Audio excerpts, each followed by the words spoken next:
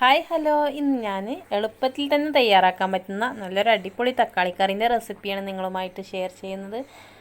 അപ്പോൾ 5 മിനിറ്റിൽ തന്നെ നല്ലൊരു തക്കാളിക്കറി നമ്മൾ എങ്ങനെ ഉണ്ടാക്കുന്നതെന്ന് നോക്കാം.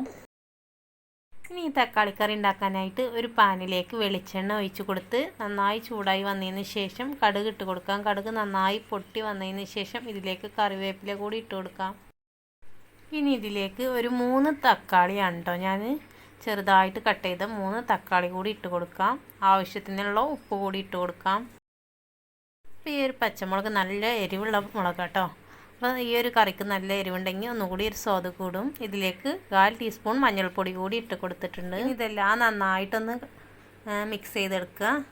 അപ്പോൾ ഇതിലേക്ക് മുളക് പൊടി വേണമെങ്കിൽ ചേർത്ത് കൊടുക്കാവുന്നതാണ്. അപ്പോൾ പച്ചമുളക് ഇട്ടിട്ടാണ് എനിക്ക് കൂടുതലായിട്ടൊരു ടേസ്റ്റ് കിട്ടിയിട്ടുള്ളത്. അപ്പോൾ മുളക് പൊടി വേണമെങ്കിൽ അങ്ങനെ ഉണ്ടാക്കാവുന്നതാണ്. അപ്പോൾ ഈ ഒരു തക്കാളി നന്നായി വെന്തിട്ടാൻ വേണ്ടിയിട്ട് ലേശം ചൂടുവെള്ളമോ അല്ലെങ്കിൽ കഞ്ഞി വെള്ളത്തിൻ്റെ തെളിയൊക്കെ ചേർത്ത് കൊടുക്കാം. എന്നിട്ട് നന്നായിട്ട് തന്നെ ഉടഞ്ഞ് വരണം കേട്ടോ. നന്നായി വെന്ത് നന്നായിട്ട് ഉടച്ച് പേസ്റ്റാക്കിയിട്ട് തന്നെ എടുക്കണം. അപ്പോൾ ഈ തക്കാളി നല്ലോണം വെന്ത് പേസ്റ്റാക്കി എടുത്തിട്ടുണ്ട് കേട്ടോ.